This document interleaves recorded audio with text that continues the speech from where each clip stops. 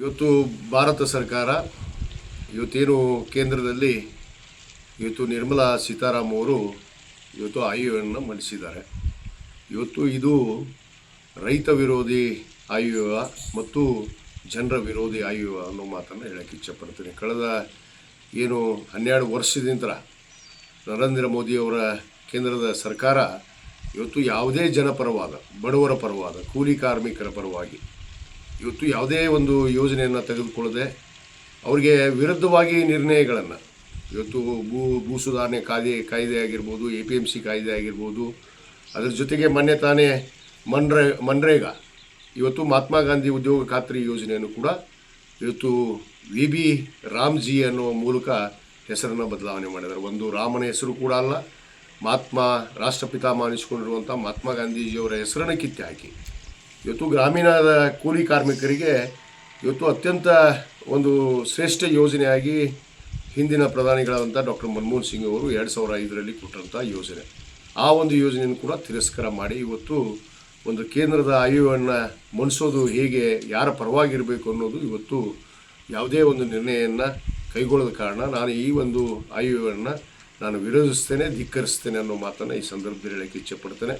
ಯಾಕಂದರೆ ಇಲ್ಲಿ ಬಾಗಲಕೋಟೆ ಜಿಲ್ಲೆಗೆ ನಮ್ಮ ಸಂಸದರು ಸನ್ಮಾನ್ಯ PC ಗದ್ದಿಗೌಡರು 5 ಬಾರಿ ಇವತ್ತು ಸಂಸದರಾಗಿದ್ದಾರೆ, ನಿರಂತರವಾಗಿ ಗೆದ್ದು ಒಬ್ಬ ಹಿರಿಯ ಸದಸ್ಯನಾಗಿ ಪಾರ್ಲಿಮೆಂಟಲ್ಲಿ ಇವತ್ತು ಇದ್ದಾರೆ ಅಂಥೇಳಿ ನಾವು ಎಲ್ಲ ಧೈರ್ಯದಿಂದ ತಿಳಿದ್ವಿ, ಯಾವುದೇ ಪಕ್ಷ ಮರೆತು. ಆದರೆ ಯಾವುದೇ ಒಂದು ಯೋಜನೆಯನ್ನು ಇವತ್ತು ರೈಲು ಮಾರ್ಗ, ಕುಡ್ಚಿ ರಾಯಚೂರು ರೈಲು ಮಾರ್ಗ ಇವತ್ತು ಅದು ಏನೂ ಪ್ರಗತಿಯನ್ನು ಸಾಗಿಸಲಿಲ್ಲ. ಮತ್ತು ನಮ್ಮ ಮುಖ್ಯ ಬೇಡಿಕೆ ಗಿಣಿಗರಿ ಯಂತ್ರ ಇವತ್ತು ನಮ್ಮ ಆಲಮಟ್ಟಿವರೆಗೂ ಟ್ರೈನ್ ಆಗಬೇಕಾಗಿತ್ತು. ಯಾಕಂದರೆ ನಮ್ಮ ಹುಣಗುಂದ ಮತಕ್ಷೇತ್ರ ಇಳಕಲ್ ತಾಲೂಕು ಇವತ್ತು ಇಲ್ಲೇ ಕುಷ್ಟಗಿವರೆಗೂ ಕೂಡ ರೈಲು ಮಾರ್ಗ ಬಂದಿದೆ. ಕುಷ್ಟಗಿ ಯಂತ್ರ ಮುದುಗಲಿಗೆ ಇವತ್ತು ರೈಲು ಮಾರ್ಗ ಹೋಗಿದೆ, ಆದರೆ ಇಳಕಲಿಗೆ ತರುವಂಥ ಕೆಲಸ ಆಗಲಿಲ್ಲ. ಕೇವಲ 20 ಕಿಲೋಮೀಟರ್ದಲ್ಲಿ ಒಂದು ರೈಲು ಮಾರ್ಗ ಆಗ್ತಿತ್ತು ಮಾಡಿದರೆ. ಈ ಒಂದು ಪ್ರಯತ್ನ ಕೂಡ ನಮ್ಮ ಸಂಸದರು ಮಾಡಲಿಲ್ಲ.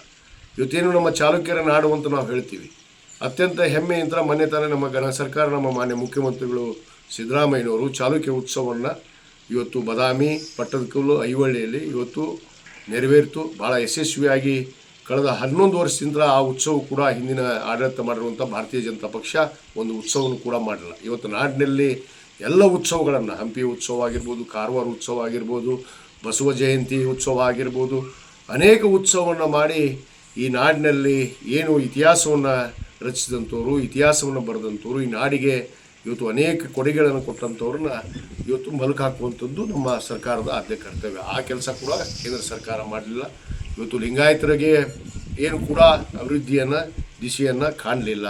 ಯಾಕಂದರೆ ನಮ್ಮ ಸಂಸದರು ಕೂಡ ಲಿಂಗಾಯತ ಸಮುದಾಯದಲ್ಲಿ ಇರುವಂಥ ಒಬ್ಬ ಸಂಸದರು ಯಾವುದೇ ಲಿಂಗಾಯತರ ಪರವಾಗಿ ಕೇವಲ ಬಸವಣ್ಣನ ಫೋಟೋ ಇಟ್ಟು ಪಾರ್ಲಿಮೆಂಟ್ ಮುಂದೆ ಹಾರಾಕಿ ಬಸವ ಜಯಂತಿಯನ್ನು ಮಾಡೋದ್ರ ಮುಖಾಂತರ ಇವರು ತೋರಿಕೆಗಾಗಿ ಮಾಡ್ತಾ ಇರುವಂಥ ಕೆಲಸ, ಯಾವುದೇ ಅಭಿವೃದ್ಧಿ ಕೆಲಸಗಳು ಇವತ್ತು ಈ ನಾಡಿನಲ್ಲಿ, ಈ ದೇಶದಲ್ಲಿ ಆಗ್ತಾ ಇಲ್ಲ ಅನ್ನೋದು ಭಾಳ ಸ್ಪಷ್ಟವಾಗಿದೆ.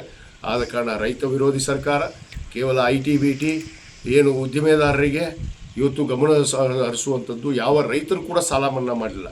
ಉದ್ದಿಮೆದಾರರು ಮಾಡಿರುವಂಥ ಸಾಲವನ್ನು ಇವತ್ತು ಮನ್ನಾ ಮಾಡ್ತಾರೆ ಇವರು, ಆದರೆ ರೈತರ ಸಾಲವನ್ನು ಮನ್ನಾ ಮಾಡುವಂಥ ಕೆಲಸ ಆಗಿಲ್ಲ.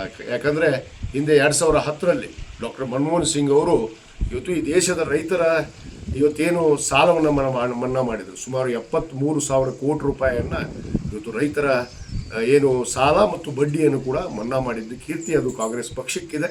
ಇವತ್ತು ಕಾಂಗ್ರೆಸ್ ಪಕ್ಷ ಈ ದೇಶದಲ್ಲಿ ಮತ್ತೆ ಆಡಳಿತಕ್ಕೆ ಬರಬೇಕು. ನಮ್ಮ ನಾಯಕರಾದಂಥ ಸನ್ಮಾನ ರಾಹುಲ್ ಗಾಂಧಿಯವರು ನೇತೃತ್ವದಲ್ಲಿ ಖಂಡಿತವಾಗಿ ನಾವು 29ಕ್ಕೆ ಈ ದೇಶದಲ್ಲಿ ಅಧಿಕಾರಕ್ಕೆ ಬರ್ತೀವಿ ಅನ್ನೋ ಒಂದು ವಿಶ್ವಾಸವನ್ನು ವ್ಯಕ್ತಪಡಿಸಿ ರೈತರ ಪರವಾಗಿ, ಜನರ ಪರವಾಗಿ, ಬಡವರ ಪರವಾಗಿ ಇವತ್ತು ನಮ್ಮ ಆಡಳಿತ ಈ ಹಿಂದೆ ಶ್ರೀಮತಿ ಇಂದಿರಾ ಗಾಂಧಿಯವರು ಇರ್ಬೋದು, ಜವಾಹರ್ಲಾಲ್ ನೆಹರು ಅವರು ಇರ್ಬೋದು, ಇವತ್ತು ಅನೇಕ ಜನ ಮನಮೋಹನ್ ಸಿಂಗ್ ಅವರು ಆದಿಯಾಗಿ ಈ ದೇಶವನ್ನು ಬೆಳಗಿದಂಥವ್ರು. ಆದ ಕಾರಣ ಈ ಒಂದು ಆಯವ್ಯಯ ಇವತ್ತು ಜನರ ವಿರೋಧ ಆಯವ್ಯಯ.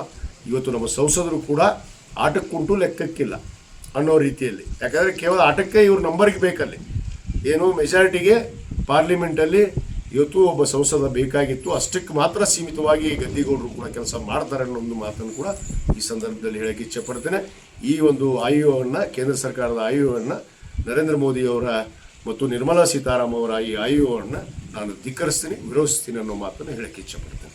ಧನ್ಯವಾದಗಳು. ಸಮಸ್ಯೆಗಳಾದ ಮದುವೆ, ಹಣಕಾಸು, ವ್ಯಾಪಾರ, ಗಂಡ ಹೆಂಡತಿ ಸಮಸ್ಯೆ, ಮಕ್ಕಳು ಪ್ರೀತಿಯಲ್ಲಿ ಬಿದ್ದು ಮಾತು ಕೇಳದಿದ್ದಲ್ಲಿ, ಪ್ರೀತಿಯಲ್ಲಿ ನಂಬಿ ಮೋಸ, ಪ್ರೀತಿಸಿದವರಿಂದ ತೊಂದರೆ, ಇಷ್ಟಪಟ್ಟವರು ನಿಮ್ಮಂತೆ ಆಗಲು ಮಕ್ಕಳಾಗದಿದ್ದಲ್ಲಿ, ಸಾಲದವರಿಂದ ತೊಂದರೆ, ಹಣ ತಿರುಗಿ ಬರಲು, ಗಂಡ ಬೇರೆ ಸ್ತ್ರೀ ವಶದಲ್ಲಿದ್ದರೆ, ನಿಮ್ಮ ಪತ್ನಿ ಪರಪುರುಷರ ಸಹವಾಸದಲ್ಲಿದ್ದರೆ, ಪುರುಷತ್ವ ಸಮಸ್ಯೆ, ಅತ್ತೆ ಕಾಟ ಸಮಸ್ಯೆ, ಯಾವುದೇ ಬಗೆಹರದ ಸಮಸ್ಯೆಗೆ ಕೇವಲ ಒಂದೇ ದಿನದಲ್ಲಿ ಗ್ಯಾರಂಟಿ ಪರಿಹಾರ. ಸ್ತ್ರೀಯರಿಗೆ ವಿಶೇಷ ಪರಿಹಾರ. ಎಷ್ಟೋ ಜ್ಯೋತಿಷ್ಯರಲ್ಲಿ ಕೇಳಿ ಹಣ ಕಳೆದುಕೊಂಡಲ್ಲಿ ನಮ್ಮಲ್ಲಿ ಗ್ಯಾರಂಟಿ ಪರಿಹಾರ ಸಿಗುತ್ತದೆ. ಯಾವುದೇ ಸಮಸ್ಯೆ ಇದ್ದರೂ, ಎಂತ ಕಠಿಣ ಸಮಸ್ಯೆಗಳಿದ್ದರೂ ನಿಮ್ಮ ಜಾತಕ, ಫೋಟೋ, ಹಸ್ತಮುದ್ರಿಕಾ ನೋಡಿ ಭವಿಷ್ಯ ಹೇಳಲಾಗುತ್ತದೆ. ಇನ್ನು ನಿಮ್ಮ ಜೀವನದ ಎಂತ ಸಮಸ್ಯೆಗಳಿದ್ದರೂ ನಮ್ಮಲ್ಲಿ ಪರಿಹಾರ ಇದೆ. ಕೂಡಲೇ ಕರೆ ಮಾಡಿ ಅಥವಾ ವಾಟ್ಸ್ಆಪ್ ಮಾಡಿ.